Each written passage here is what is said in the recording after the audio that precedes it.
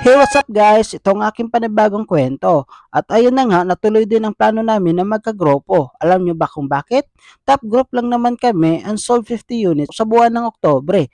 Ang lakas talaga bumenta ng grupo namin. Pero kalimitan dyan ay repeat client dahil satisfied sila sa after sales. At di rin natin maisantabi ang napagandang offer namin. So ayun na nga, pumunta na kami sa Dampa at namamalingkin ng mga kailangan namin na ipapaluto. Andyan na ang iba't ibang klase ng mga seafoods na sobrang laki at napaka-presko. Kaya pumili na agad kami ng hipon, talaba, tuna belly at alimango.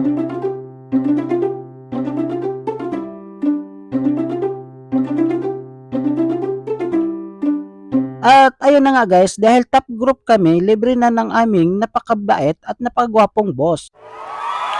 Kaya nagpapasalamat kami ng marami sa iyo, boss. At pagpasensyahan mo na kami minsan dahil kami ay napakapasaway. At ang kwentong ito ay maging alaala sa amin kung darating na ang araw na kami ay magkakahiwalay na ng landas.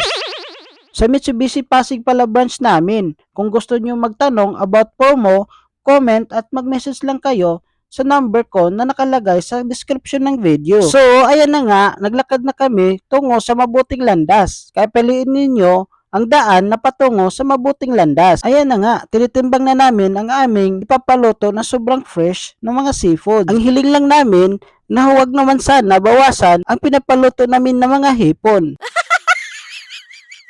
At ayun na nga, pumasok na kami para maghintay sa mga pinapaluto namin. Lahat kami gutom na kaya sold talaga kami lahat dito. At ito ang aking kwento. Comment nyo na rin ang inyong mga kwento. Bye-bye!